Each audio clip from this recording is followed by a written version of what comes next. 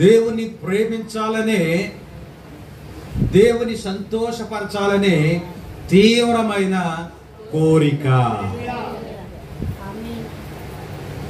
ఏం కావాలి మనకి? దేవుని సంతోషపరచాలనే తీవ్రమైన కోరిక. ఆషామాషి కోరిక కాదు అది.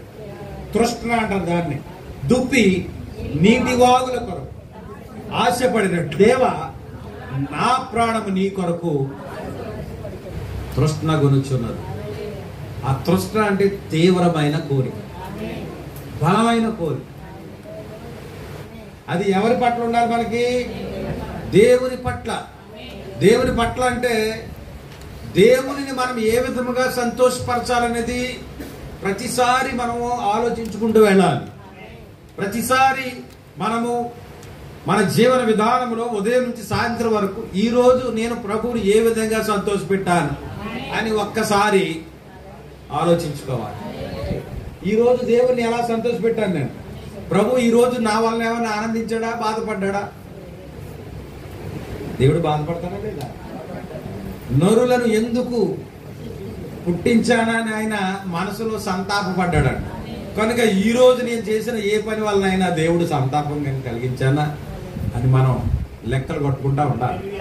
అలా లెక్కలు కట్టుకుంటా ఉంటే మనము సరిచేయబడడానికి, జాగ్రత్తగా ఉండడానికి అది అవకాశం ఉంటుంది. మన ఆత్మీయ జీవితంలో కూడా మనం కూడా సంవత్సరం అంతా ఏం చేశాము? ఆ 31 రాత్రి జరిగిపోతుంది. ఒక్క రాత్రి నువ్వు ఎక్కడ ప్రక్షాళన అయిపోతావు?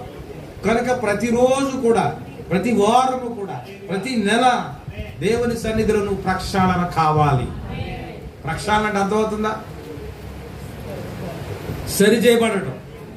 కొన్ని లోట్లు ఉంటాయి, కొన్ని పొరపాట్లు ఉంటాయి, కొన్ని తప్పుదాలు ఉంటాయి. వాటన్నిటిని సరి చేసుకుని తిన్నగా నువ్వు నిలబడడానికి ప్రయత్నం చేయడమే ప్రక్షాళన అయి ఉంటుంది.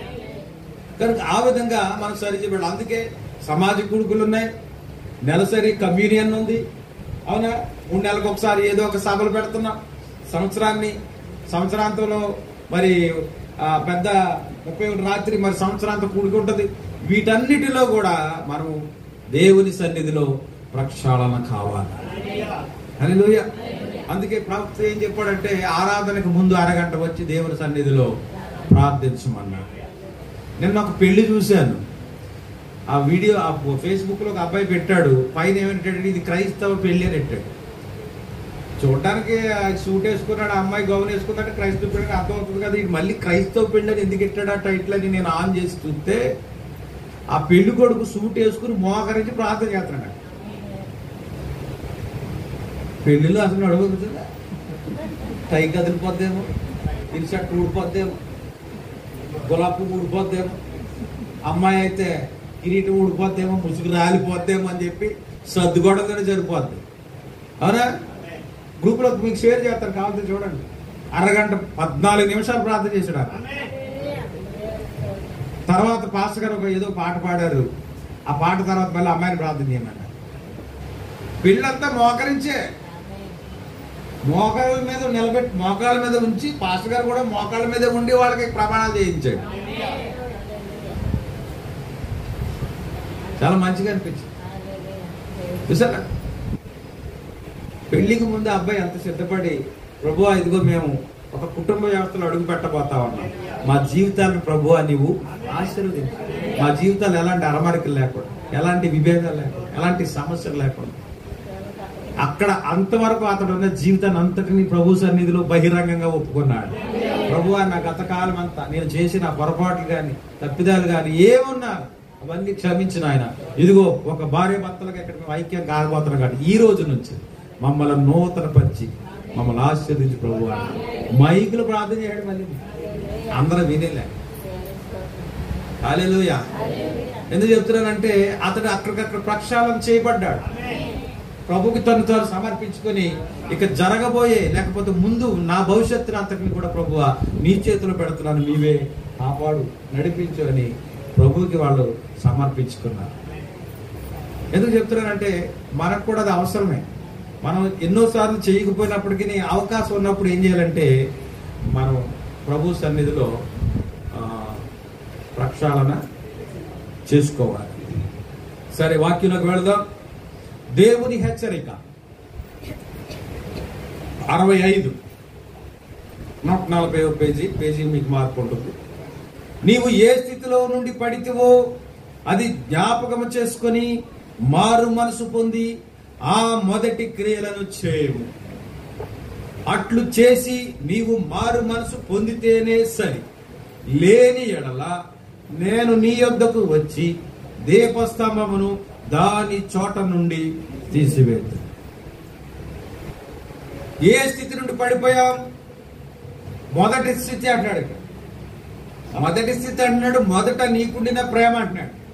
నువ్వు ఏ స్థితిలో పడిపోయావో నీకు తెలుసు. మొదటి స్థితి ఒకటి ఉంది. మొదటి స్థితిని ఎవరు నిర్ణయించారంటే మన పూర్వీకులైన అపోస్తలులు. వారు వేసిన పునాది అది మొదటి స్థితి. అర్థమవుతుందా? ఆ మొదటి స్థితి నుండి తప్పిపోయి మరి ఏం చేశారంటే లోకంలోకి ఏం తీసుకొచ్చారని చెప్పుకున్నా, ఆచారాలను మనిషి కల్పించిన పద్ధతులు తీసుకొచ్చి సంఘములోకి మరి చీకటి రావడానికి వాళ్ళు కారకులయ్యారు. కనుక సంఘం యొక్క మొదటి స్థితి ఏమిటి అంటే ప్రభు అయిన యేసుక్రీస్తు నామములో బాప్తిస్మం. అది మొదటిది. కానీ ఇప్పుడు సంఘం ఏం చేస్తుంది? అదే సంఘములోకి సంఘ సిద్ధాంతాలు చేరి మత సంస్థలు చేరి చెవిలో చెప్తారంట. చెవిలో చెప్పడం వల్ల, అసత్యం చెవిలో చెప్పడం వల్ల అది మన హృదయంలో అదే ఏమవుతుంది? మనకు ప్రేరేపణ కలిగి అసత్యం వైపు మనం వెళ్ళి ఆ సాతానుడు చెవిలో అవ్వ చెవిలో చెప్పినట్టుగా ఇప్పుడు మనకి కూడా కొన్ని అబద్ధ బోధలు వినబడతా ఉంటాయి. అబద్ధ బోధలు విన్నప్పుడు మన మనసు సత్యం గురించి ఆలోచించదు, కానీ ఈ అబద్ధాన్ని పదే జ్ఞాపకం చేసుకుని ఇదేదో నిజంలా ఉందే, ఇదేదో బాగుందే, ఇది ఎలా చేస్తే బాగుంటుందే అని మీరు దాన్ని సంఘంలోకి తీసుకొచ్చి దాన్ని ఒక సిద్ధాంతంగా మారుస్తారంట. అంతేకాదు కానీ సంఘం యొక్క గ్రంథంలో కూడా దానిని వ్రాస్తారట. కనుక సంఘములో ఏం ప్రవేశించాలంటే మనుషుల యొక్క పద్ధతులు, మనుషులు సిద్ధాంతాలు పెట్టి అవి దేవుని ఉపదేశాలుగా బోధించి మనుషులను దారి మళ్లించడం జరుగుతుంది. అదే జరిగింది. ఏం జరిగింది? మొదటి స్థితి ఏమిటి? మీరు మారు మనసు పొంది పాప క్షమాపణ నిమిత్తం ప్రతివాడు ప్రభు అయిన యేసుక్రీస్తు నామమున బాప్తిసం పొందుడి, అప్పుడు పరిశుద్ధాత్మని వరము మీ మీదకి వచ్చును. ఇది సంఘం యొక్క మొదటి స్థితి. మరి సంఘం ఇంకోటి ఏదైనా ఉందా? సంఘం ఎక్కడ మొదలైంది అంటే పెంతెకొస్తు దినాన్ని మొదలైంది. ఆ సంఘం అక్కడే మొదట ప్రారంభంలో 3000 మంది బాప్తిసం తీసుకున్నారు. అది మొట్టమొదటి సంఘం. రాత్రి చెప్పుకున్నా, మళ్ళీ వెనక్కి వెళ్ళకూడదు అనుకున్నారు, కానీ కొన్ని విషయాలు చెప్పాల్సి వస్తా ఉంది. యేసుక్రీస్తు వారు మరణించి సమాధిలో నుండి తిరిగి లేచిన తర్వాత 40 దినాలు భూమి మీద ఉన్నారు. యేసుక్రీస్తు వారు పునరుత్థానుడు అయిన తరువాత వెంటనే ఆయన ఆరోహణ అవల 40 రోజులు ఉన్నాడు. ఆయన అనేక సార్లు మనుషులకు కనబడ్డాడు. మగ్దలేని మరియకు శిష్యులకు అక్కడ వలలు పట్టుకుంటుండగా ఆయన వెళ్లి ఆ చేపను తీసుకుని వచ్చి దాన్ని కాల్చి ఆయన తిన్నాడు. అలాగా 40 రోజులు భూమి మీద ఉన్న తర్వాత ఆయన ఆరోహణం అయ్యాడు. ఆయన ఆరోహణమైన తరువాత వాళ్ళకి చెప్పాడు, మీరు పైనుండి శక్తి పొందే వరకు ఎక్కడికి వెళ్ళొద్దు, మీరు కనిపెట్టండి. దేని కొరకు కనిపెట్టండి? శక్తి కొరకు, పరిశుద్ధాత్మ కొరకు కనిపెట్టండి. నేను మీకు వాగ్దానం చేసిన ఆదరణకర్త మీ వద్దకు వస్తాడు. కనుక శిష్యులందరూ వెళ్లి ఆ యొక్క మేడ గదిలో కనిపెడతా ఉన్నారు. 10 రోజులు కనిపెట్టారు. ఇప్పుడు 40కి 10 కలపండి. 50వ రోజున పరిశుద్ధాత్ముడు దిగి వచ్చాడు. అదే పెంతెకొస్తు పండుగ. అంటే ఇప్పుడు పెంతెకొస్తు అంటే ఏంటో తెలుసా? 50వ రోజు యేసుక్రీస్తు ప్రభు వారు సమాధిలో నుండి తిరిగి లేచుట అనగా పునరుత్థానమైన తరువాత 50వ రోజున ఆయన ఆత్మరూపిగా మరలా సంఘంలోకి వచ్చాడు. ఇంకెంతకంటే అది కూడా నేను వదలేను. అవునా? అది పెంతెకొస్తు పండుగ. పరిశుద్ధాత్మ ఏం జరిగింది? విభాగింపబడిందండి. పరిశుద్ధాత్మ విభాగింపబడటం అంటే దేవుని ఆత్మ ముక్కలు చేయబడింది. ఆయన మరణానికి అప్పగించబడమై ముందు ఆ రాత్రి ఆయన పస్కా ఆచరించారు. ఆ పస్కాలో ఆయన ఒక రొట్టెని తీసుకుని దాన్ని ముక్కలుగా విరిచి ఒక్కొక్కరికి పంచిపెట్టాడు. దేవునికి స్తోత్రం కలుగునుగా. అదే దేవుడు ఇదిగో ఆత్మరూపిగా దిగి వచ్చి ఆయనే ముక్కలయ్యాడు. ముక్కలై ఒక్కొక్క ముక్క ఒక్కొక్కరికి ఇచ్చాడు. ఆత్మ వారికి శక్తిని అనుగ్రహించినప్పుడు, వాక్ శక్తి అనుగ్రహించిన కొదలది వారు అన్య భాషలతో మాట్లాడాలి. శక్తిని పొందుకున్నారు. ఆ శక్తితోనే పేతురు నిలబడి ఇప్పుడు మాట్లాడుతూ ఉన్నాడు. చెప్పిందే చెప్తున్నారు పాస్టర్ గారు, చెప్పిందే చెప్తున్నారు అనుకుంటున్నారా?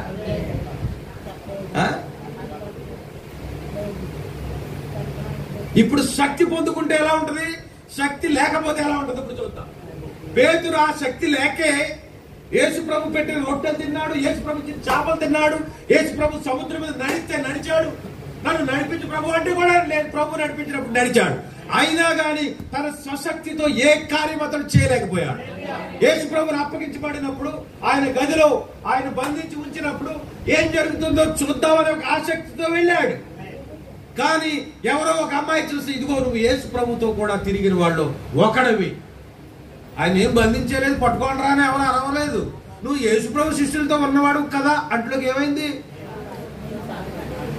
కుయ్యో బొర్రు, అమ్మ మీద ఒట్టు, ఆకాశం మీద ఒట్టు, భూమి మీద ఒట్టు, ఆ ప్రభు ఎవరు నాకు తెలియదు అంటున్నాడు. పేతురు అక్కడి నుంచి ఏమైపోయాడు, పారిపోయాడు. ఒక మంట చలి కాల్చుకుంటున్నారు కొంతమంది. యేసు ప్రభుని పట్టుకున్నారు కాబట్టి ఆ విషయాలన్నీ చెప్పుకుంటున్నారు. అక్కడ ఏ వెరగనట్టు తింటున్నాడు, అలా కాదు. ఆ వెలుగులు ఎవడో చూసాడు, రే నువ్వు యేసు ప్రభుతో ఉన్నావు కదా, అక్కడి నుంచి వెళ్ళిపోయాడు. చూసారా, భయం, పారిపోయాడు. మోషే కూడా గమనించాడు. మోషే కూడా నిన్న ఐగుప్తుని చంపినట్టు ఈరోజు మమ్మల్ని కూడా చంపుదాం అనుకున్నావా అంట్లోకి ఏమయ్యాడు, పారిపోయాడు. కానీ ఇప్పుడు మోషేని అగ్ని స్తంభం దర్శించాడు. పారిపోయే స్థితి లేదు. నేరుగా ఆ కర్ర పట్టుకుని, ఆ వంకర కర్ర పట్టుకుని ఆ ఐగుప్తు రాజు మందిరంలోకి వెళ్ళిపోయాడు. నేను మీకు చాలా మందికి కథలుగా ఉంటాయి, కానీ అసలు ఈ ఐగుప్తు రాజుకి మోషే కూడా సంబంధం ఏంటో తెలుసా మీకు? అన్నదమ్ములు వాళ్ళు. ఎలా అన్నదమ్ములు అయ్యాడు? ఐగుప్తు దేశంలో పెరిగినప్పుడు రాజు కుమారుడు, ఇతను పెంపుడు కుమారుడు. కానీ నిజానికి రాజు అవ్వాల్సిన ఒక వ్యక్తి ఉన్నాడు. ఆ వ్యక్తి రాజు అవ్వాలి. కానీ పెంచిన తల్లి ఏమనుకుంటుందంటే ఈ మోషేయే రాజు అవ్వాలని కోరుకుంటారు. ఖచ్చితంగా రాజు అయ్యేవాడు. కానీ దేవుని యొక్క ప్రణాళిక వేరేలా ఉంది కనుక భయం చేత పారిపోయాడు. అందుకే ఐగుప్తు సింహాసనాన్ని వదిలి అతను ఎక్కడికి వెళ్ళిపోయాడు తెలుసా? అరణ్యంలోకి పారిపోయాడు. సింహాసనాన్ని ఎవరు వదులుకుంటారు? మోషే కూడా ఆ సింహాసనాన్ని వదిలి అరణ్యంలోకి వెళ్ళిపోయాడు. ఇప్పుడు మోషేకి అరణ్యంలో ఒక ప్రత్యక్షత దొరికింది. మీకు తెలుసా, ఆ వేళ ప్రత్యక్షం అవ్వలేదు, అది ఎప్పటి నుండో వెలుగుతుంది. అది ఆ పద ఎప్పటి నుంచో పడుతూ ఉంది. కానీ ఆ రోజు వెళ్ళాలనుకున్నాడు. ఎప్పటి నుంచో జరుగుతుంది ఇక్కడ ఆరాధన, ఎప్పటి నుంచో జరుగుతుంది ప్రార్థన, ఎప్పటి నుంచో జరుగుతున్నాయి ఆటోలు, ఎప్పటి నుంచో వస్తున్నాయి ఇక్కడికి. జనులు వస్తా ఉన్నారు, పోతా ఉన్నారు, చూస్తున్నారు, వింటున్నారు, రారు. కానీ ఒక రోజున మనసులో అనిపిస్తుంది, అక్కడికి వెళ్ళి చూస్తాం. మోషే కూడా అదే అనుకున్నాడు. ఈ రోజు నేను చూస్తున్నాను, ఇది రోజు పెద్దల కడే ఆ మందని తోలుకొచ్చి ఒక చోట పెట్టి ఏంటో చూద్దామని చెప్పి దగ్గరకు వెళ్ళినప్పుడు అందులోంచి మాట వినపడతా ఉంది, మోషే. కనుక నువ్వు ఇంట్లో ఉంటే దేవుడు మాట్లాడు నీతోటి, నువ్వు రోడ్డు మీద వెళ్ళిపోతా ఉంటే దేవుడు మాట్లాడు నీవు.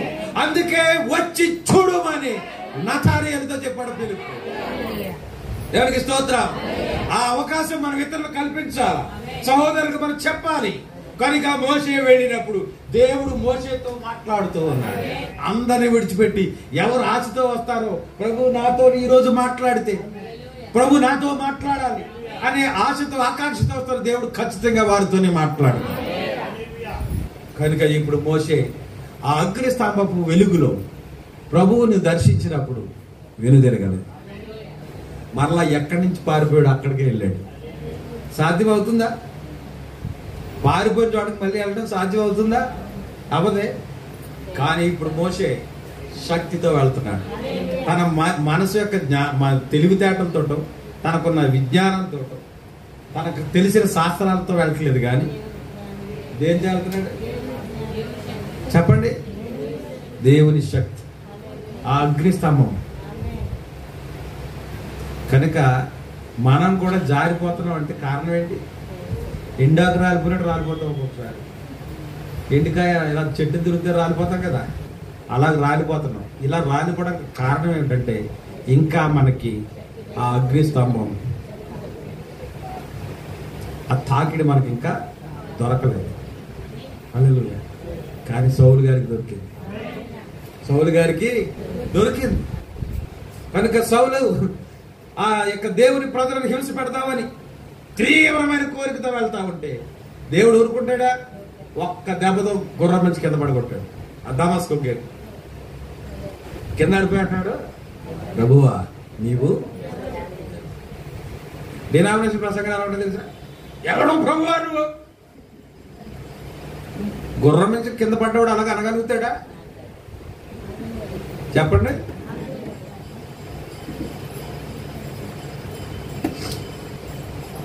ఎప్పుడైతే ఆ అగ్ని స్తంభాన్ని చూశాడో మొత్తం జీవితం మారిపోయింది. ప్రభువా నీవెవరు? నన్ను దర్శించడానికి గల కారణం ఏమిటి? నీవు నా ప్రజలను హింసిస్తావు, అందుకే నేను నిన్ను దర్శించవలసి వచ్చింది. నా నామమును భరించటానికి. ఇదిగో నా నామాన్ని నీ గుండెలకు కట్టేస్తాను. ఇవాళ నువ్వు చచ్చేంత వరకు నా నామాన్ని నువ్వేం చేయాలి తెలుసా? మోసే తీరాలి. దేవునికి స్తోత్రం. కనుక మోసే అగ్నిస్తంభము యొక్క ఆ యొక్క ప్రత్యక్షత దొరికినప్పుడు తిరిగి మళ్ళా ఐగుప్తు దేశానికి వెళ్ళాడు.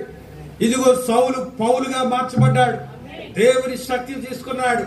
అంతవరకు తన జ్ఞానాన్ని పక్కన పెట్టాడు, తన తెలివితేటలు పక్కన పెట్టాడు, సకల శాస్త్రాలు పక్కన పెట్టాడు.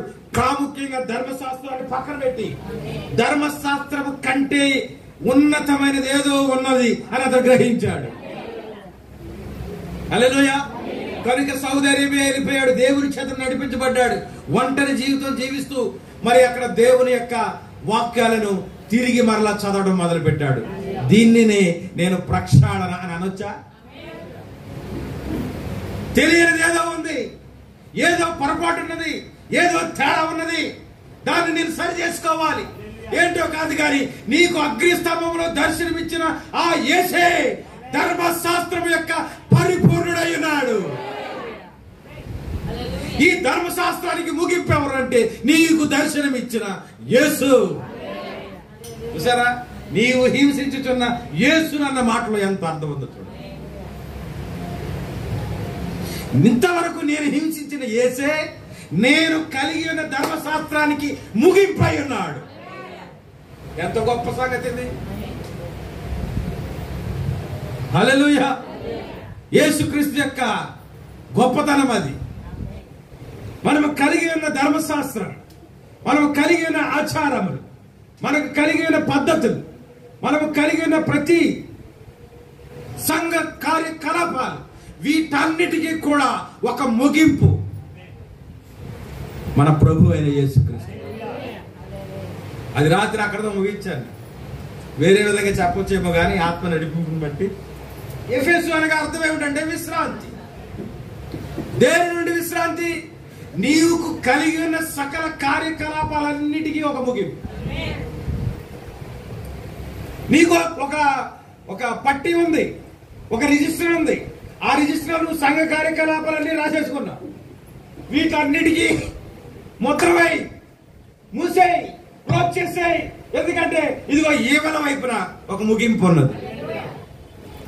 అందుకే ఆయన మత్తయి సువార్త 11:28 మాట్లాడుతున్నాడు. ప్రయాసపడి ఒక సంఘ సిద్ధాంతాన్ని పెట్టాలంటే ఎంత ప్రయాసపడాలి.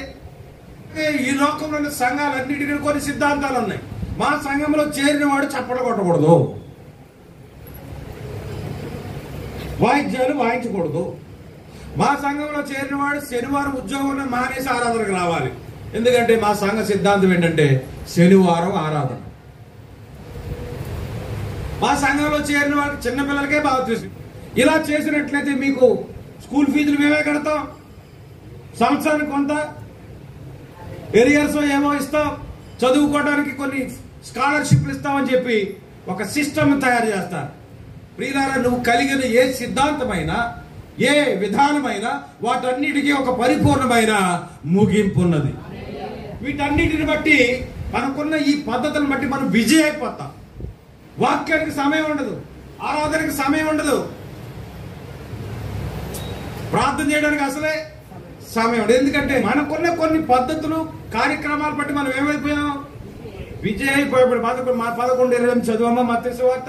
ప్రయాసపడి, ఇదంతా ప్రయాసనా కాదా? సంఘంలో పడి ప్రతి ప్రయాస, ప్రతి కష్టమునకు ఒక ముగింపు ఉన్నది. ఆ ముగింపు ఏంటో కాదు కానీ, నా యుద్ధకు రండి, నేను మీకు విశ్రాంతినిస్తాను. హల్లెలూయా. కనుక ఎఫెసు సంఘాన్ని దేవుడు కోరుకునేది ఏంటంటే విశ్రాంతి. మీకున్న ప్రతి కార్యకలాపాల నుండి మీరు రెస్ట్ తీసుకోండి. మీకు విశ్రాంతి ఎక్కడుందంటే దేవునిలో ఉన్నది. మనకు విశ్రాంతి ఎక్కడుంది? దేవునిలో ఉంది. దాన్ని మరొక రకంగా చెప్పాలంటే పాత నిబంధన భాష ప్రకారంగా మాట్లాడాలంటే ఆశ్రయపురం. ఆశ్రయపురంలోకి వెళ్ళిన వాడికి ఏ భయం ఉండదు, ఏ దిగులు ఉండదు. ఎంత గొప్ప రక్షణ, ఎంత గొప్ప భద్రత. దేవుని నామానికి మహిమ కలుగుతుంది. కనుక జీవితంలో మనం పడే ప్రతి ప్రయాసకు, ప్రతి భారానికి, ప్రతి కష్టానికి, ప్రతి సమస్యకు మంచి మాటలు వచ్చాయి. రాత్రి ఆయన బండ సందులో ఎగరమన్నాడు. ఎక్కడ ఎగరమనండి? నిన్న నీకు కష్టం వచ్చినప్పుడే ప్రార్థన చేయి. నువ్వు అన్ని బాగుంటే బాగా, నువ్వు మామూలుగా ప్రార్థన చేస్తావు, చెయ్యొద్దలో చేస్తావు, ఎందుకంటే ఖాళీగా ఉంది కాబట్టి. కాదు కాదు కాదు, నీ ఇరుకులో, నీ ఇబ్బందిలో, నీ సమస్యలో, నీ కష్టంలో, నీ వ్యాధిలో, నీ బాధలో నీవు ఎగరాలి. అప్పుడు ఆరాధించాలి, అప్పుడు ఆరాధనకు రావాలి, అప్పుడు సేవా కార్యక్రమంలో పాల్గొవాలి. కానీ అప్పుడు మనం ఏం చెప్తామో తెలుసా? సాకులు. సాకులు ఎప్పుడు వస్తాయి? ఒళ్ళన్నీ నొప్పులు అన్నయ్యా, కాళ్ళు నొప్పులు అన్నయ్యా. పెళ్లికి వెళ్ళిన గారు,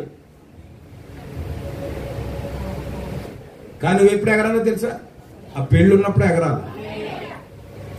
పెళ్ళి ఉన్నప్పుడు ఎగరాలి. పెళ్ళి ఉంటే ఎవరైనా ప్రార్థన చేస్తాడా? పొద్దునే లేచి ఏం చేస్తాం మనం? ఉప్మా ఉండాలి కదా, వచ్చి కూడా ఉప్మా ఉండాలి, రకరకాల బిజీలు పనులు. కానీ మొదట నువ్వు దేంతో ప్రారంభించాలి? అసలు ప్రార్థన. అప్పుడే ఎగరాలి. నువ్వు వాక్యం బాగాలేదా? ఎప్పుడు ఎగరాలో తెలుసా? నీకు ఎప్పుడు బిజీగా ఉంటావు అప్పుడు ఎగరాలి నువ్వు. కనుక బండ సందులో ఎగురు నా పావురమా, పేటు బేటలను ఆశ్రయించు నా పావురమా. జీవితం అన్ని నెరబొక్కలే, అలా నన్ను ఏమనుకోవద్దు. పేటు బీటలు అంటే ఏంటో తెలుసా? నేరలు. ఎండాకాలంలో సేరు ఏమని చేస్తుంది? అందుకే బెడ్డలు వస్తాయి. గురపం పెట్ట నెరలో పెట్టి తీస్తే ఏమవుతుంది? బెడ్డల పైకి తీస్తారు. కనుక జీవితంలో కూడా నెరలు వచ్చేసాయి. రాలేదా? ఎండిపోయిన, బీడి బారిపోయిన జీవితాలు. ఆశీర్వాదం లేదు, అభివృద్ధి లేదు, ఆనందం లేదు, అన్ని సమస్యలు, అన్ని ఇబ్బందులు, అన్ని కష్టాలే. నువ్వు ఇప్పుడు ఏం చేయాలంటే ఈ నెరలలో, ఈ పేటు బీటలలో నీవు ఎగరాలి. అలా ఎగిరినప్పుడు అంటున్నాడు, బండ సందులో ఎగిరే నా సంగమా, నా పావురమా, నీ ముఖము మనోహరం, నీ స్వరము మాధుర్యం. ఇప్పుడు వినిపించాలి. నువ్వు ఎప్పుడు వినిపించాలి? యోబు ఎప్పుడు వినిపించాడు? యోబు ఎప్పుడు వినిపించాడండి? బూడిదలో కూర్చొని పాడుతున్నాడు అక్కడ. అది అతనుకున్న కష్టం, అతనుకున్న పేటు బీట. బండ సందులో భార్య వదిలేసింది, పిల్లలు చనిపోయారు, స్నేహితులు వదిలేశారు, బంధుమిత్రులు అసహించుకుంటున్నారు. అతనుకున్న రోగమును బట్టి, అతనుకున్న దరిద్రాన్ని బట్టి ఇప్పుడు కనబడితే అప్పడుగుతాడేమో. ఇలాంటి స్థితిలో ఉన్నప్పుడు అప్పుడు కూడా యెహోవా ఇచ్చెను, యెహోవా తీసుకునేను, యెహోవా నామమునకు మహిమ కలుగునుగా. ఈ పావురం ఎక్కడ ఎగురుతుంది? ఇప్పుడు పేటు బీటలను ఆశ్రయించిన పావురం. దేవునామానికి మహిమ కలుగు. ఎంత గొప్ప భక్తుడండి యోబు. అందుకే దేవుడు దర్శించాడు యోబు. హల్లెలూయా. కనుక మన హృదయాలను దేవుడు చూస్తుంటాడు, పరిశీలిస్తుంటాడు. నీ ఆశను బట్టి, నీ ఆకాంక్షను బట్టి, నీ యొక్క తృష్ణను బట్టి దేవుడు నిన్ను దర్శిస్తాడు. అందుకే దేవుని సంతోష పెట్టాలనే తీవ్రమైన మంచి. 60 సంవత్సరాలు వచ్చేసి మోకాళ్ళ నొప్పులు వచ్చి ఇప్పుడు ఏం సంతోషపడతాను? ఎప్పుడు సంతోషపెట్టాను? వయసు ఉండగా యవనస్తులుగా ఉండగా నువ్వు ఏమైనా చేయగలవు. వయసు ఉన్నప్పుడు ఏమో దెబ్బలాడుకుంటారు, మొహం ఇటు కాళ్ళు లాక్కొచ్చినప్పుడు ఇంటికి వస్తారు, ఇంటికి చేస్తారు. అప్పుడేం ప్రయోజనం? ఏమైనా ప్రయోజనం ఉంటుందా? అర్థం చేసుకోండి, ఇంక వివరంగానే చెప్పలేదు. కానీ ఎప్పుడు వయసు ఉండగా కనుక నువ్వు ప్రభువుని ఎప్పుడు స్తుతించగలవు? మీటింగ్ ఎప్పుడు రాగలవు? ఇప్పుడు నేను తీసుకెళ్ళేది వయసు ఇది, నువ్వు వచ్చే వయసు కాదు ఇది. ఏమంటే నువ్వు రాగలుగుతున్నావా? ఎవరో ఆటో ఎక్కి తీసుకెళ్ళాలి నేను. ఎందుకని? వయసు అయిపోయింది. వయసు ఉన్న పిల్లలు ఏం చేస్తారు? 4 అడుగులు నడిచాను వచ్చేస్తారు. నడలేని వాళ్ళు ఏం చేస్తారు చెప్పండి? అంతేనా? కనుక ప్రభు ఎప్పుడు కొడుతున్నాడంటే సమయం ఉండగానే. ఏంటా సమయం? నీ వయసు, నీ ఆరోగ్యం అన్నీ ఉండగా నువ్వు ప్రభుని వెతుకు. అది ఆయన కోరుతుంది. కనుక దేవుని సంతోష పెట్టాలనే వాంఛ కలిగి మనం జీవించాలి. దేవుని హెచ్చరిక అనే అంశం మనం మాట్లాడుకుంటున్నాం. జ్ఞాపకం చేసుకోనమని దేవుడు వారికి చెప్పుచున్నాడు. వారి మనసుల నుండి ఏదో పోయినది, వారు ఏదో మరిచిపోయి వారు తమ ముందు స్థితి వైపుకు తిరిగి రావాలని తమ మనసులలో దానిని జ్ఞాపకం చేసుకోవాలని హెచ్చరించుచున్నాడు. మొదటి కాలం యొక్క ప్రారంభము పెంతుకొస్తు. విన్నారా? మొదటి కాలం యొక్క ప్రారంభం ఎక్కడ? పెంతుకొస్తు. వారు దాని నుండి పడిపోయింది, వారు దాని యొక్క మహిమను అద్భుతమును మరిచిపోయిరి. ఇప్పుడు సంఘాలు ఏమంటున్నాయంటే దేవుడు స్వస్థపరిచే కాలం ఇది కాదు. అవునా? ఎందుకని? దేవుడు నిన్న నేడు నిరంతరము ఒకటే రీతిగా ఉన్నాడని వాక్యం చెప్తుంటే వీళ్ళు చెప్పే ఈ మాటలు ఎక్కడి నుంచి వచ్చాయి? ఎవడో వీళ్ళ చెవిలో ఊదాడు, అసత్యాన్ని ఊదాడు. ఆ అసత్యాన్ని నిజముగా బోధిస్తూ అసలైన నిజాన్ని ఏం చేశారు తెలుసా? కప్పేశారు, మరిచిపోయారు. వారు తమ మనసులలో దానిని జ్ఞాపకం చేసుకోవలసిన సమయం వచ్చేను. నిజత్వమును గ్రహించవలసి ఉన్నారు. నిజత్వం అంటే సత్యము. నా మట్టుకైతే బ్రతుకుడు క్రీస్తే అను పరిస్థితికి వారు రావలసి ఉన్నారు. పౌలు ఏ స్థితికి వచ్చాడు? నా మట్టుకైతే బ్రతుకుట క్రీస్తు, చావైతే లాభం. కరోనా వచ్చి ఒక్కసారి మీకు అందరికి చావు అంటే ఏంటో రుచి చూపించు. పూర్తిగా రుచి చూడకపోయినా అసలు చావు అంటే ఎలా ఉంటుందో అర్థమైంది కదా. అర్థం కాని ఎవరన్నా ఉన్నారా? చావు గాబ్రియల్కి బాగా తెలుసు. చావు అంటే 40 రోజులు ఉన్నాడు కిమ్స్ ఆసుపత్రి, బతికి బయట అంటాడు. కనుక ఇప్పుడు దాని రుచిని కొంచెం తెలుసుకున్నాడు కాబట్టి ఇప్పుడు ఏం చేయాలి? కథపడాలి. యువతలేముంది? ఏముందంటే దేవుడు ఉన్నాడు. నా మట్టుకైతే బ్రతుకుట క్రీస్తు. దేవుడు నిన్ను బ్రతికించాడు కాబట్టి నువ్వేం చేయాలంటే, నన్ను దేవుడు ఎక్కడ బ్రతికించాడు? డాక్టర్లు బ్రతికించాడంటవా? లేదు. ఆ మందు అనేది ఇవ్వాలి. కానీ అందులో స్వస్థత లేదు. ప్రవక్త ఖచ్చితంగా చెప్తున్నాడు అన్నమాట. మందులో స్వస్థత లేదు. ప్రవక్త ఇంకా ఏం చేస్తున్నాడు? ఏ డాక్టర్ అయినా సరే ఈ రోగాన్ని నేను తగ్గిస్తానని చెప్పమంటాడు. ఒకవేళ అలాగే ఏ డాక్టర్ అని చెప్తే వాడు అబద్ధికుడు అంటున్నాడు. ఏ డాక్టర్ కూడా నేను తగ్గిస్తానని చెప్పడం. కానీ ఏమంటాడంటే మందులు ఇవ్వటమే డాక్టర్ పని. వాడు చదివింది ఏంటంటే పలానా రోగానికి పలానా మందు ఇవ్వాలి, పలానా గాయానికి పలానా చికిత్స చేయాలి, అంతవరకే. కానీ అది ఆ చికిత్స ఇచ్చిన తర్వాత తగ్గకపోతే చేతులు ఎత్తేసాడంట. ఏమంటా? కాకినాడ తీసిపోండి అంటాడు. నువ్వు డాక్టర్ కదా, స్వస్థపరచాలి కదా. స్వస్థపరిచేవాడు దేవుడు. కానీ డాక్టర్ ఎందుకంటే అది ఫస్ట్ ఎయిడ్ అంటారు దాన్ని. ప్రాథమిక చికిత్స డాక్టర్ చేయాలి. చాలా మంది మూఢనమ్మకస్తులు ఉండేవారు ఇదివరకు. నేను మందులు వేసుకోను, దేవుడు నన్ను తగ్గిస్తాడు, ఇక నీ పాడిని అక్కడ మోసేయటమే. ఎందుకంటే దేవుడు సృష్టించిన సృష్టి దేవుడు సృష్టించిన విధానంలో లేదు. సృష్టి ఖరాబ్ అయింది. అర్థం చేసుకోండి. సృష్టి ఖరాబ్ అవ్వడం అంటే మార్పు చెందింది. దేవుడు ఉంచిన స్థితిలో లేదు. ఈ పతనానికి గల కారణం మనిషే. కనుక ఈ పతనానికి కారణమైన మనిషి ఈ సృష్టిని అవిధేయుడు అవ్వడం వల్ల, దేవుని మాటకు అవిధేయడం వల్ల లోకము అనగా ఈ యొక్క సృష్టిలోకి వైరస్ వచ్చింది. అంటే దేవుని సృష్టించిన సృష్టిలో అనగా ఆ ఏదేనులో వైరస్ లేదు, ముళ్ళు లేదు, మరణము లేదు, వ్యతిరేకత లేదు. ఏ జంతువు కూడా ఆదాముకు హాని చేయలేదు. ఆదాము రమ్మంటే వచ్చాయి, ఉండమంటే ఉన్నాయి. అది సింహమైనా పులైనా. అవునా? ఈ చెట్టు నాకు ఇక్కడ ఉండొద్దు, నువ్వు పక్కకు తప్పుకుంటే చెట్లు కూడా దారిచ్చాయి. ఎంత మహిమకరమగు ఏదేనా. కానీ ఎప్పుడైతే దేవుని మాటకు అవిధేయుడయ్యాడో, దేవుడు శత్రువుగా చేసింది మొదట సృష్టినే. ఇప్పుడు పిలిస్తే రావడం లేదు సింహం. ఆ జంతువులన్నీ ఒక చోటకి వెళ్ళిపోయాయి. అవి వేరే సామ్రాజ్యాన్ని ఏర్పాటు చేసుకున్నాయి. మనుషులకు జంతువులకు అంతరం ఏర్పడింది. ఇప్పుడు మనిషి అడ్వాన్స్ అయిపోయి అడవులు కొట్టేయడం వల్ల సింహాలన్నీ ఇప్పుడు రోడ్ల మీదకి వస్తా ఉన్నాయి. రావట్లేదా? మీరు వచ్చి మమ్మల్ని డిస్టర్బ్ చేస్తున్నారు, మా సామ్రాజ్యాన్ని కూలగొడుతున్నారు కాబట్టి మేము వచ్చి మిమ్మల్ని ఎత్తుకుపోతాం, మీ పిల్లల్ని ఎత్తుకుపోతామని చెప్పి చిరుతపులన్నీ రోడ్ల మీదకి వస్తా ఉన్నాయి. ఇప్పుడు సింహం రమ్మంటే వస్తుందా? చిరుతపులి రమ్మంటే వస్తుందా? వ్యతిరేకంగా దేవుడే మార్చాడు ప్రియుల. అంతేకాదు, ప్రతి ఒక్క సందర్భంలో దేవుని గుర్తు చేసుకోవడం కొరకు ఒక అందమైన గులాబీ కొయ్యాలంటే నీకు వెంటనే ఒక ముళ్ళు అనేది గుచ్చుకోకుండా ఉండదు. ఆ ముళ్ళు గుచ్చుకోవడం నువ్వు అర్థం చేసుకోవాలి. ఒకప్పుడు దేవుడు సృష్టించిన ఈ గులాబీకి ముళ్ళు లేదు, కానీ ఈ ముళ్ళు దేని గుర్తు చేస్తుందంటే అసలైన సృష్టిని గుర్తు చేస్తా. అవునా?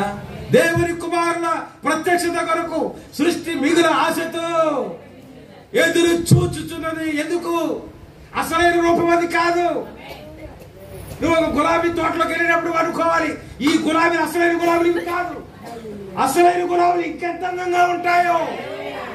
నీవు నేను వాటిని చూసి ఆహా ఈ గులాబీ ఎంత వాసిస్తున్నాడు అనుకున్నప్పుడు అది నువ్వు ఆనందిస్తావు, కానీ అది బాధపడతాడు.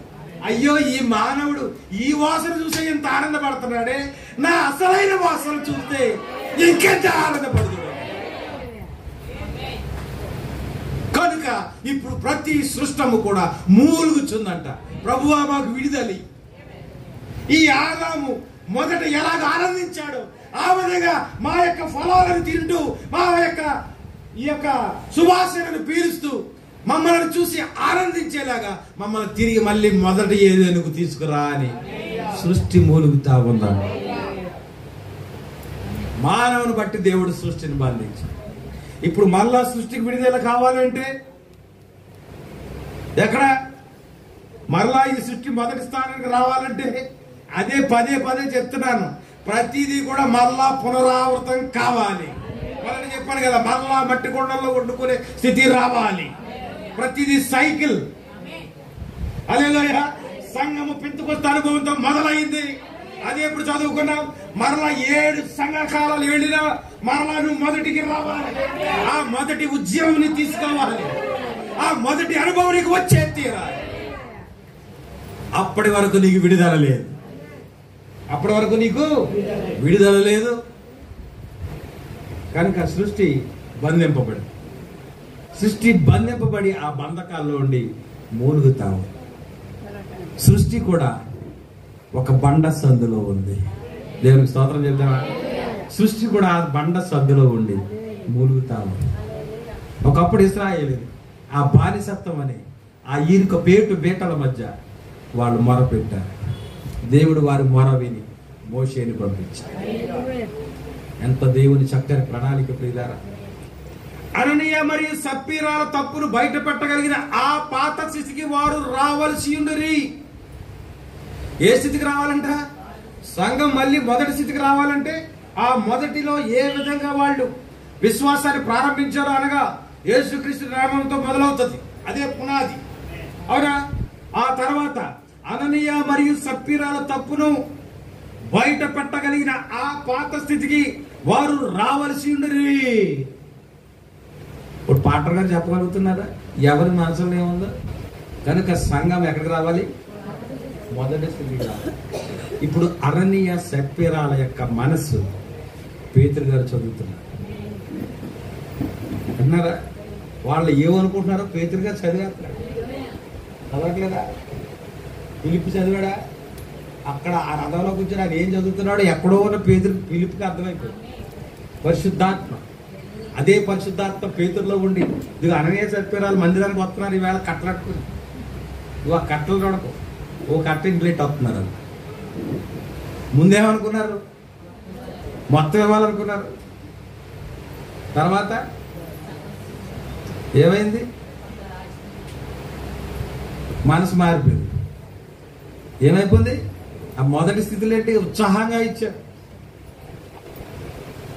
ఉత్సాహంగా ఇచ్చేవారు దేవుడు ఆశీర్వదిస్తాడని ఏంటి కబుర్లు చెప్పేవాళ్ళు. ఉత్సాహంగా ఇచ్చారు. ఇప్పుడు ఉత్సాహం లేదు, ఆనందం లేదు. 10 రూపాయలు ఉంటే మినప్పప్పు వస్తుంది అనుకుంటున్నాను. అవునా? కనుక అది ఒక పేతురు అంటాడు, అననీయ నీ పొలమును ఇంతకే అమ్మితివా? ఇలా పాస్టర్ గారు కూడా దేవుడు వరమిస్తే బాగుండేమంటుంది. అవునా? సంగమా, మిమ్మల్ని ఎవరిని ఉద్దేశించి చెప్పట్లేదు, కానీ మీరు ఇంకా నువ్వు ఆశీర్వదించబడకపోవడానికి కారణం ఏంటో తెలుసా? మీ దశమ భాగం దేవుని సన్నిధికి రావడం లేదు.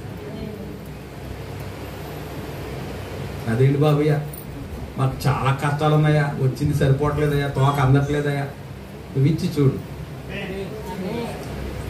It is my promise. ఇచ్చి చూడు. దేవుని వాగ్దానం, అది నా వాగ్దానం కాదు. అది నీవేమన్నాడో తెలుసా? ఇచ్చి నన్ను శోధించమన్నాడు. శోధించమని టెస్ట్.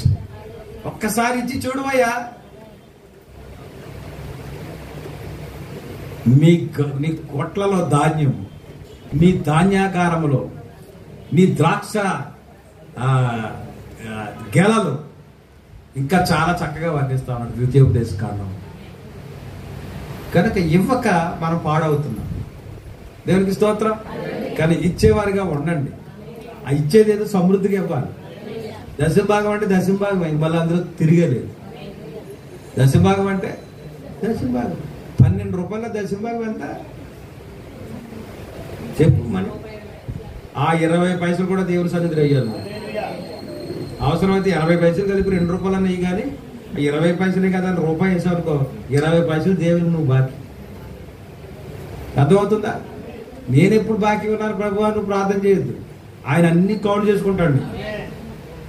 ఆయన పెద్ద ఆడిటర్. ఆయన అన్ని లెక్క కడతాడు. నీ సమయం ఎంత ఇస్తున్నావో ఆయన లెక్క కడతాడు. అన్ని విషయాల్లో కూడా ఆయన పర్ఫెక్ట్ ఫుల్ ఆడిటర్. ఆయన ఊరికే మురిగేసాము, ఆరాధన చేస్తున్నాం, దేవుని మందిరం వెళ్ళిపోతున్నాం, ఇక్కడి నుంచి అన్ని కౌంట్ చేస్తాడు దేవుడు. కనుక ఈ ప్రజలు నా యొద్ద దొంగిలించున్నారు. ప్రభువా ఎప్పుడు నిన్ను దొంగిలించావు? ఎప్పుడు నీ యొద్ద దొంగతనం చేశాం మేము? ఏంటి ప్రభువా ఇంత దారుణంగా మాట్లాడుతున్నావు నువ్వు? దొంగళ్ళకి కనిపించినా నాయన మా సమస్తాన్ని వదులుకుని ఆదివారం పని వదిలేసుకుని కూడా ఏం చెప్తున్నావు? మలాకి గ్రంథం 3వ అధ్యాయం వచ్చింది కాబట్టి చెప్తున్నాను సుమా. మానవుడు దేవుని యొద్ద దొంగిలిన 8వ వచనం. మానవుడు దేవుని యొద్ద దొంగతనం చేయగలుగుతాడా? ఏమండి, ఒక సీసీ కెమెరా ఉంది అక్కడ, నువ్వు వెళ్ళి ఏమైనా తీయగలుగుతావు అక్కడ? మరి దేవుడు పెద్ద కెమెరా, మరి ఆయన యొద్ద నువ్వు దొంగిలించగలుగుతావా? ఇప్పుడు మీరు అంటారు దేని విషయంలో మీ అంతా దొంగిలించి మరి మీరు అందరూ 10వ భాగమును ప్రతిష్ఠాత్మార్పణలను ఇయ్యక దొంగిలితిరి. ఈ జనులందరూ నా యొద్ద దొంగిలించునే ఉన్నారు. హ్యావ్ బీన్ అంటే తెలుసా? Continuous tense. ఒకసారి చేసుకోవట్లేదు, దొంగిలిస్తానే ఉన్నారు. అంటే ఎవడ భయం లేదు. ఇంకా రోజు వచ్చి రోజుకో చెంబు, రోజుకో మంతా, రోజుకో దాకా. ఇంకెవడ లేనప్పుడు ఏం చేస్తాం? అన్ని ఒకసారి ఎట్టుకెళ్ళి అక్కడ ఎవడ లేడు కదా, ఎప్పుడు కానీ అన్ని నాయని చెప్పి రోజు కూడా ఎత్తుకెళ్తారు అనమాట.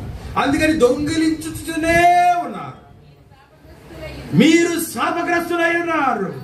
నా మందిరములో ఆహారం ఉండునట్లు 10వ భాగం అంతయు మీరు నా మందిరపు నిధిలోనికి తీసుకొని రండి.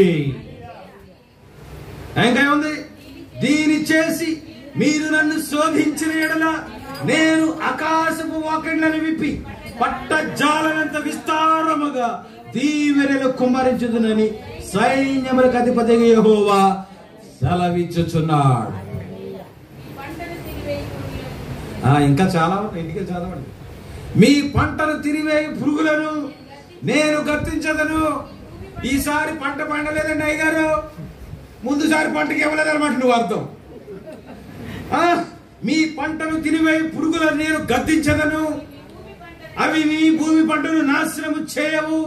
మీ ద్రాక్ష చెట్లు అకాల ఫలములను రాల్చగా ఉండను. అప్పుడప్పుడు మామిడికాయలు వస్తుండవు. ఏం గాలి, మామిడికాయలు వచ్చి మంచి పిందెలేసి అవి నిలబడితే బాగుంది అనిపిస్తుంది. కాయలు గాలి వచ్చి ఒక్క సుడిగాలి తిప్పి వెళ్ళిపోతుంది, కాయలన్నీ ఏమైపోతాయి, రాలిపోతాయి. ఎంత బాధ. అదే చెప్తున్నాడు చదువు ఇప్పుడు ఇంకా ముందుకి. అకాల ఫలములు రాల్పక ఉండునని సైన్యములకు అధిపతిగా యెహోవా సెలవిచ్చుచున్నాడు. అప్పుడు ఆనందకరమైన దేశములో మీరు నివసింతురు కనుక అన్యజనులందరూ మిమ్మల్ని ధన్యులందరని సైన్యములకు అధిపతి యెహోవా సెలవిచ్చుచున్నాడు. చాలండి. సామెతల గ్రంథం 3:9 చదువమ్మా. నీ రాబడి అంతటిలో ప్రథమ ఫలమును నీ ఆస్తిలో భాగమును ఇచ్చి యెహోవాను ఘనపరచుము. అప్పుడు నీ కొట్లలో ధాన్యము సమృద్ధిగా ఉండును. ఇంకా నీ గానుగలలో నుండి క్రొత్త ద్రాక్ష రసము పైకి పొరలి పారును. నీ గాజులో నిండా ధాన్యం ఉండాలంటే ఏం చేయాలి? ఇప్పుడు ఆయనకు ప్రథమ ఫలమును ఆయనకి ఇవ్వాల్సిన భాగమును ఆయనకి ఇవ్వాల్సిందే. గానుగులో ఏం పారుతుందంట? ద్రాక్షరసం పారుతుందంట. ఈ ద్రాక్షరసం మీకు అర్థం కావట్లేదు. ఆ ఇశ్రాయేలుకి ద్రాక్షరసమే పెద్ద ప్రధాన ఆదాయ మార్గం. ఒలీవ నూనె ఆదాయ మార్గం, ఒలీవ ఫలములు ఆదాయ మార్గం, అంజూరపు కాయలు ఆదాయ మార్గం. కనుక నీ గానుగలలో ద్రాక్షరసం పొంగి పొరలాలి అంటే నువ్వేం చేయాలి?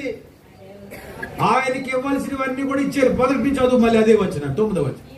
నీ రాబడి అంతటిలో ప్రథమ ఫలము నీ ఆస్తిలో భాగమును ఇచ్చి యెహోవాను ఘనపరచుము. అప్పుడేమవుతుందంట? ఇందాక చెప్పి ఆశీర్వాదం వస్తుంది. నీ కొట్టలో ధాన్యము, నీ గానుగలలో ద్రాక్షరసము పొంగి పారు. చాలా మంది దశమ భాగం ఇస్తున్నారు కానీ ఆస్తిలో భాగం ఇవ్వట్లేదు దేవుడు. అమ్మా, ఆస్తి పంచుకున్నప్పుడు నీకు ఎకరం 2 ఎకరాలు వస్తుంది కదా, అందులో మరి దేవుని భాగం ఇవ్వాలి కదా. ఎందుకు ఇవ్వట్లేదు? ఆస్తిలో భాగం ఇవ్వమంటాడు దేవుడు. చాలా జాగ్రత్త. వాక్యాన్ని పాటించడం అంటే అంత ఈజీ కాదు. ఆస్తిలో కూడా దేవుడికి ఏమి ఇవ్వాలి? మనం భాగం ఇవ్వాలి. ఆస్తి అంటే ఏంటి? 9 లక్షల కారు కొనుక్కున్నాం, దేవుని భాగం ఎంత? ప్రార్థన చేసుకుని 200 మొఖాన్ని అడిగేస్తున్నారు పాటర్ గారి మొఖాన్ని. 9 లక్షల కారు కొనుక్కుని 200, లేకపోతే 1,20,000 రూపాయలు బైక్ కొనుక్కుని 100 రూపాయలు పాటర్ గారికి అడుక్కున్నాడు. ఇక్కడ 1,20,000 రూపాయలు, 20,000 రూపాయలు. అది దేవుని భాగం ఎంత? ఆ బండి నీ ఆస్తి. ఆస్తిలో భాగం ఎవరికి ఇవ్వాలి? దేవునికి ఇచ్చి చూడంతే. నీ గానుగలలో ద్రాక్షరసము పొంగి పారును. దేవునికి స్తోత్రం కలుగును. బాగాలేదేమి వేళ? బాగుందా? ఏం బాగుంది? యెహెజ్కేలు గ్రంథము 36వ అధ్యాయం 30వ వచనం చదువు తల్లి. 36:30. అన్యజనులలో కరువును గూర్చిన నింద మీరిక నొందక ఉండినట్లు చెట్ల ఫలములను భూమి పంటను నేను విస్తరింప చేసెదను. ఆకాశ పక్షులను చూడండి, అవి విత్తవు, అవి కోయవు, అవి గరిసెలలో దాచుకోవు. ఆకాశ పక్షులను చూడండి, అవి విత్తవు అవి కోయవు. చదువమ్మా. అన్యజనులలో కరువును గూర్చిన నింద మీరిక నొంగయుండునట్లు చెట్ల ఫలమును భూమి పంటను నేను విస్తరింపచేసేదను. I will multiply your property. నేను మీ యొక్క సంపదను, లేకపోతే మీకున్న ఇంకా ఏమిటి భూమి పంటను నేను విస్తరింపచేసేదను. నమ్ముతున్నారా వాక్యాన్ని? ఆమె చెప్పండి. అప్పుడు మీరు మీ దుష్ప్రవర్తనను, మీరు చేసిన దుష్క్రియలను మనసునకు తెచ్చుకొని మీ దోషములను బట్టి హేయ క్రియలను బట్టి మిమ్మును మీరు అసహించుకొందురు. మీ నిమిత్తము నేను ఇలాగు చేయుట లేదని తెలుసుకొనుడి. ఇదే ప్రభు అయిన యెహోవా వాక్కు. ఇశ్రాయేలీయులారా, మీ ప్రవర్తనను గూర్చి చిన్నబోయి సిగ్గుపడుడి. మీ దోషముల వలన మీకు కలిగిన అపవిత్రతను సిగ్గుపడుడి. మీ దోషముల వలన మీకు కలిగిన అపవిత్రతను నేను తీసివేసి మీ పట్టణములలో మిమ్మును నివసింపచేయునాడు. పాడైపోయిన స్థలమును మరలా కట్టబడును. పాడైపోయే స్థలాలు లేవా? ఇదే పునరుద్ధరణ. తిరిగి మరలా పునరుద్ధరింప చేయడం. పాడైపోయిన స్థలాలను దేవుడు మరలా తిరిగి కడతాడు. దానికి ముందు నువ్వేం చేయాలంటే నీ దుష్క్రియలను మాని, నీ చెడ్డ కార్యాలను విడిచిపెట్టి ప్రభు వైపు తిరిగినప్పుడు ఆయన ఏం చేస్తాడంటే పాడైపోయిన స్థలములు మరలా కట్టబడును. మార్గస్థుల దృష్టికి పాడుగాను నిర్జమంగాను అగుపడిన భూమి సేద్యము చేయబడును. అవునా? పాడైపోయిన ఇల్లు కనపడతా ఉంటాయి. ఇల్లు ఎవరిదని అడిగితే ఏం చెప్తారు? ఒక రోజు గొప్పగా ఎదిగారండి బాబు వీళ్ళు అంతాను, పాడైపోయారు, నాశనం అయిపోయారు, ఊదులు పెట్టేసి ఎక్కడ హైదరాబాద్లో ఉంటున్నారంట అంటారా? ఇదిగో అలాగ చెదిరిపోయి జీవనాధారం లేక బ్రతుకోవడానికి ఏదో మార్గం వెతుకుని పోయిన వారలారా, దేవుడు అంటున్నాడు తిరిగి మరలా నీ నివాసాన్ని నేను కడతా.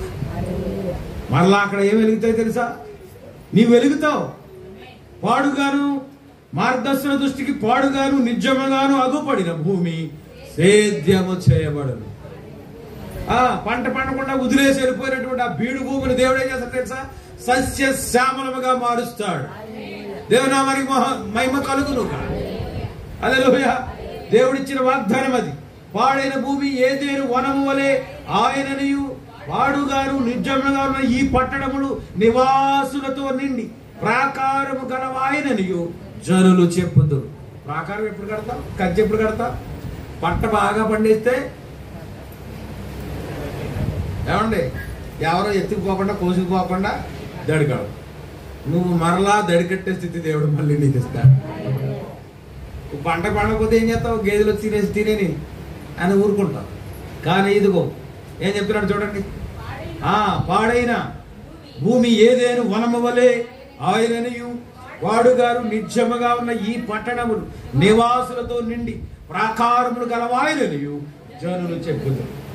అప్పుడు యెహోవానైన నేను పాడైపోయిన స్థలములను కట్టువాడననియు పాడైపోయిన స్థలములను చెట్లను నాటువాడననియు మీ చుట్టూ శేషించిన అన్యజనులు తెలుసుకొందురు. యెహోవానైన నేను మాట ఇచ్చి ఉన్నాను, నేను దానిని నెరవేర్తును. దేవునికి స్తోత్రం. అందుకని వాక్యం చదవాలి. బైబిల్ చదువుతుంటే ఇలాంటి గనులన్నీ బయటాడతాయి, ముత్యాలన్నీ బయటాడతాయి. దేవునికి స్తోత్రం. ఆ స్థితికి వారు రావాల్సి ఉంటుంది. శృంగారమును దేవాలయం యొక్క జరిగించిన దానిని వారు జరిగించవలసిన స్థితికి తిరిగి రావలసి ఉన్నారు. శృంగారమును దేవాలయం వద్ద ఏం జరిగిందో తెలుసా? పేతురు గారు అద్భుతం చేశాడు. నజరేయుడు యేసు నామములో లేచి నడు. ఆ స్థితికి సంఘం రావాలి. ఎన్ని పాయింట్లు నేర్చుకున్నాం? బాప్తిసం కాడికి రావాలి, తిరిగి త్రిత్వాన్ని వదిలేసి మళ్ళీ ఎక్కడ రావాలి? సంఘం యొక్క మొదటి స్థితి అంటే బాప్తిసానికి రావాలి. రెండవది హృదయ రహస్యములను వివేచించగలిగిన స్థితికి నువ్వు రావాలి. దాని అర్థం ఏంటంటే పరిశుద్ధాత్మ నీవు పొందుకోవాలి. మూడవది ఏంటంటే శృంగారమైన దేవాలయం యొక్క అనుభవం. అది ఎలా ఉంటుందంటే నువ్వు మాట పలికితే కార్యాలు జరగాలి. పెంతుకొస్తు సంఘం చేసింది అలాగా, ఏది ఇప్పుడున్న పెంతుకొస్తు సంఘాలు కాదు, ఆది సంఘం చేసిందా, చేసింది. హల్లెలూయా. భూలోకమును తలకిందులు చేసేవాడు ఇక్కడికి వచ్చారా అనే సాక్ష్యం మనకు రావాలి. దేవుని నుండి ఆయన సముఖము నుండి తొలగిపోవటం ఎంత విషాదము. ఆ కార్యములు ఆయన నామమును అపవిత్రపరచును. దేవుని నామం ఎలాగ అపవిత్రపరచబడుతుందో చూడండి. నీవు దేవుని సన్నిధిని వెళ్ళిపోవడం, పారిపోవడం, అది దేవుని నామమును ఏం చేస్తుందంట, అపవిత్రపరుస్తుంది. ఆయన నామమును ధరించుకొని పాపము నుండి తమ్ము తాము దూరపరుచుకొని దేవుని కొరకు పవిత్రమగు పాత్రల వలె జీవించిన వారులారా, ఒకప్పుడు నీవు నీ హృదయములో, నీ మనసులో, నీ జీవితంలో ఏమి కలిగి ఉన్నావో చూసుకునుము, దాని యొద్దకు తిరిగి వెళ్ళు. ప్రభు కోరేది అదే. నువ్వు కమ్ రిటర్న్ అంటాడు. కమ్ బ్యాక్, రిటర్న్ బ్యాక్, తిరిగి రా. ఓ ఇశ్రాయేలు, నీవు తిరిగి రానుద్దేశించిన ఎడల నా యొద్దకే రావాలి, వేరే దారి నీకు లేదు. హల్లెలూయా. కనుక వెనుకకు మల్లుటకు మార్గం ఏమిటి? వెనుకకు తిరగడానికి ఆధారం ఏమిటి? పశ్చాత్తాపం ఒక్కటే మార్గము. పశ్చాత్తాపం అంటే హృదయంలో ఏమి రావాలో తెలుసా? ఒక మార్పు రావాలి. ఏ మార్పు అంటే ఇదిగో దైవ చిత్తానుసారమైన దుఃఖము, రక్షణార్థమైన మారు మనసును కలుగజేయి. పశ్చాత్తాపం ఎప్పుడు వస్తుందంటే దైవికంగా నువ్వు ఏడాలి. ప్రభువా నిన్ను విడచి నీ ప్రేమ మరచి నేనెటు పోగలను దేవా. ఎటు పోతావమ్మా? ఎటు వెళ్ళగలరు దేవుని విడిచి? ఎటు వెళ్ళలేదు. నువ్వు తిరిగి రావాలి అనుకుంటే దేర్ ఇస్ వన్ సొల్యూషన్. ఆ యొక్క ప్రత్యామ్నాయ మార్గం ఏమిటంటే పశ్చాత్తాపం ఒక్కటే నీవు వెనుకకు మల్లుటకు మార్గమై ఉన్నది. పశ్చాత్తాపం అనే మార్గము ద్వారా ఒక పాపి దేవుని యొద్దకు వచ్చిన ఎడల నులివెచ్చని వాడు, వెనుకకు జారిపోయిన వాడు అంతకంటే మరి ఎక్కువగా మారు మనసు పొందాలి. మారు మనసులో కూడా డిగ్రీస్ ఉన్నాయి. ఇంతకు ముందు పొందిన మారు మనసు సరిపోదయ్యా, ఇంకా ఎక్కువైన మారు మనసు నీకు రావాలి. హల్లెలూయా. పశ్చాత్తాపం మొదలైతే ఏం జరుగుతుందో తెలుసా? వృద్ధిగా ఇందాక చెప్పాడు కదా, గాడిదలోని ద్రాక్షారసం పొంగి పారలన్నట్టు నీ హృదయంలో నుండి పశ్చాత్తాపము పొంగి పొరలి దుఃఖము దానికదే బయటకు వస్తావు. అందుకే దాని దైవ చిత్తానుసారమైన దుఃఖం అన్నారు. ఆ దుఃఖము నువ్వు దుఃఖించడం వల్ల ఏం జరుగుతుందో తెలుసా? రక్షణార్థమైన మారు మనసు కలుగుతుంది. ఇప్పుడు సంఘాలు ఏడవడానికి ఇష్టపడలేదు. ఇప్పుడంతా పాచ్ కల్చర్, అవునా? చక్కని వస్త్రాలు ధరించి చెట్లు కట్టుకుని మడతలు ఎక్కడా పడకుండా ఇస్త్రీ మడతల మీద వస్తా ఉన్నారు. ఇప్పుడు ఏడమంటే ఎడతారండి. కానీ దేవుని వాక్యం చెప్తుందంటే నువ్వు ఇక్కడ అక్కర్లేదు, కానీ ఇంటికాడ ఏడు. దేవుడు నీకు ఒక సమయాన్ని ఇచ్చాడు. నువ్వు ఒక సమయాన్ని నిర్ణయించుకో. నీ గదిలోనికి పోయి తలుపు వేసుకొని రహస్యం అందు చూచుతున్న నీ తండ్రి పాదాలు పట్టుకుని ప్రతిమాలి ఏడు. వాక్యం చెప్తుంది, కన్నీటి ప్రార్థనను ఆయన అలక్ష్యము చేయవాడు కాదు. బాందా బాధ. మారు మనసు పొందుడి, అందుకు తగిన ఫలములను మీరు ఫలించుడి. మీ జీవితము ద్వారా వాటిని నిరూపించు. నీవు మారు మనసు పొందని ఎడలా ఏం చేస్తాడంట? ఒకవేళ ఎంత వాక్యం చెప్పినా, ఎంత మరి వాక్యం ద్వారా నీవు కదిలించబడుతున్నప్పటికీ నీలో మార్పు రాకపోతే దేవుడు ఏం చేస్తాడో తెలుసా? ఇదే చివరి హెచ్చరిక. ఆయన మొదటి ఆరోపణ చేశాడు, నీలో ఏమన్నాయంట? మొదటి ఉండిన నీ ప్రేమను నువ్వేం చేసావు? కోల్పోయావంటున్నాడు. నీ క్రియలను నేను ఎరుగుదును, నీ కష్టమును నేను ఎరుగుదును, నీ సహనమును నేను ఎరుగుదును, అయినా నీ మీద ఒక నేరము మాపవలసి ఉన్నది. నీకు మొదట ఉండిన ప్రేమను నీవు వదిలేతివి కనుక నీవు సంఘాన్ని కోరుతున్నాడు ఆయన. ఏం కావాలంటే సంఘము మొదటి స్థితికి రావాలి. తిరిగి మొదటి స్థితికి రావాలి అంటే, వెను తిరగాలి అంటే ఒకే ఒక్క మార్గం ఉన్నది, అది పశ్చాత్తాపము మాత్రమే. కనుక ఇప్పుడు అలా నువ్వు పశ్చాత్తాప పడకపోతే ఇప్పుడు హెచ్చరిక ఏమిటో తెలుసుకొని ముగించుకున్నాం. ఏంటి హెచ్చరిక? నీవు మారు మనసు పొందని ఎడల నీ దీపస్తంభమును తీసివేతును. ఏం చేస్తాడంట? దీపస్తంభం తీపేస్తాడు. ఆ స్థితిలో ఉన్న సంఘము లోకమునకు వెలుగును ఇయ్యజాలదు, దాని యొక్క వెలుగు చీకటిగా మారి ఉన్నది. అప్పుడు దేవుడు ఆమె యొక్క నమ్మకస్తులకు వర్తమానికుని తీసివేయరు, వారి యొక్క నమ్మకస్తులకు సంఘ కాపరులను తీసివేయరు, మరియు వారి స్థితికి వారిని విడిచిపెట్టును. మరియు వారు క్రైస్తవం గురించి మాట్లాడుతూనే ఉందరు గాని దాని వలె జీవించారు. ఎంత కఠినమైన మాట! నీవు మారి మనసు పొందకపోతే నీ పాస్టర్ గారినే తీసేస్తానంటున్నాడు. అక్కడి చెప్తాను నేను వెనక్కి. పాస్టర్ గారు లేకపోతే భయం, నువ్వు లేకపోతే ఎలాగై బాబు అంటున్నారా? ఒక్క వారం అక్కడికైనా వెళ్తా, బాబు మీరు లేకపోతే ఎలాగంటే అంటారు కదా. జాగ్రత్త. నేను ఉండాలంటే మీరు ఏం చేయాలి తెలుసా? మారు మనసు. అరిశాడు పెద్ద ఆయన. ఎవడికి మారు మనసు రావట్లేదు, ఎవడికి జీవితాలు మార్చుకోవట్లేదు. నువ్వు వచ్చాయన్నాడు, దాన్ని తీసుకుపోయాడు అంతే. అర్థమైందా? జాగ్రత్త. ఇంకా ఏమన్నాడు ఆయన? వర్తమానికుడు కూడా తీసేస్తాడంట ఆయన. కనుక మనం ఇంకా ఇంకో మూడో మాట ఏంటంటే, మూడో మాట అంటే మొదటి మాట, నీ దీపస్తంభమును దాని స్థానములో నుండి తీసివేస్తా. నువ్వు సంఘంలో వెలుగుతున్నావు, కొంచెంగా ఏదో గుడ్డి దీపంలాగో లాంతర్లాగా వెలుగుతున్నావు, ఆ వెలుగు కూడా ఉండదు ఇంకా నీకు. ఎందుకంటే నువ్వు మారు మనసు పొందకపోతే ఇప్పుడున్న ఆనందం కూడా దేవుడు తీసేస్తాడు. ఇప్పుడున్న ఆనందం కూడా తీసేస్తే మనకు ఏమన్నా పరిపూర్ణమైన ఆనందం ఉందేంటి? ఏదో వెలుగుతున్న సంఘంలో కొంచెం రెడ్డి బాబు వచ్చి ఏదో గెడ్డుతున్నాడు కాబట్టి, గద్దెంతున్నాడు కాబట్టి ఏదో వెలుగుతున్నాం. కానీ మారు మనసు పొందకపోతే ఆ వెలుగే కదా దీపస్తంభాన్ని ఆయన తీసేస్తాడు. రోమపత్రికలో ఉంది, వారు తమ దేవుని ఎరిగియుండి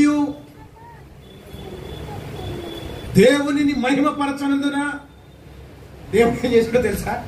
భ్రష్ట మనసుకు అప్పగించాడు. దేవుడు తెలుసు, దేవుడి శక్తి తెలుసు, దేవుడి ప్రభావం తెలుసు, దేవుడు చేసే ఆశ్చర్య క్రియలన్నిటిని కూడా అనుభవించి కూడా దేవుని మహిమపరచకపోతే ఆయన దేనికి అప్పగిస్తాడు? మనల్ని భ్రష్ట మనసుకు అప్పగిస్తాడు. దేవునిగా మహిమపరచడం అంటే దేవుని ఎలాగ సంతోష పెట్టాలనే తీవ్రమైన కోరిక నీకు లేకపోతే తిరిగి నిన్నేం చేస్తాడో తెలుసా? భ్రష్ట మనసు. నిన్ను బట్టి పాస్టర్ని చంపేయాల్సిన అవసరం ఏముంది? నిన్ను సంఘం నుంచి దూరం చేస్తాడు అంతే. నీకు చెడ్డ అలవాట్లు అన్నీ వచ్చేస్తాయి. చెడ్డ అలవాట్లు ఉంటే నువ్వు మెల్లమెల్లగా నువ్వే దూరం అయిపోతావు. అంటే నీ దీపస్తంభం ఏమైపోయింది? ఆరిపోయింది. అలాగా ఆరిపోవట్లేదు జనాలు. వెలుగుతున్నారు, ఆరిపోతుంది, వెలుగుతున్నారు, ఆరిపోతుంది. ఎందుకో తెలుసా? వారు తమ దేవుని ఎరిగియు దేవునిగా మహిమ పరచనందున దేవుడు వారిని ఏం చేశాడంట? కఠిన మనసుకు అప్పగించాడు అంటాడు. ఇంకా ఏం చెప్తున్నాడంటే భ్రష్ట మనసుకు వారిని అప్పగించారు. భ్రష్ట మనసుకు అప్పగించి ఏం చెప్తాను తెలుసా? కయ్యను ఏం చేశాడు? కయ్యను భ్రష్టుడేనా? దేవుడే శపించాడా? నీవు భూమి మీద దేశ దిమ్మరవై తిరుగు. దేవుడు అక్కడో న్యాయం ఇక్కడో న్యాయం చేయడు. కయ్యనికి ఏం న్యాయం చేశాడో నీకు నాకు కూడా అదే న్యాయం చేస్తాడు. త్వరగా మారు మనసు పొందుము. మంచి ఇన్విటేషన్ ఇది. సమయం లేదు నీకు. త్వరగా మారు మనసు పొందు. సందేహింపవద్దు. ఎఫెసు సందేహించిన సంగతిని విశుద్ధమగుచున్నది. ఆమె యొక్క జీవిత వ్యవధి ఎంతో లేదు. బహు త్వరితముగా దేవుని యొక్క మహిమ తొలగిపోయినది.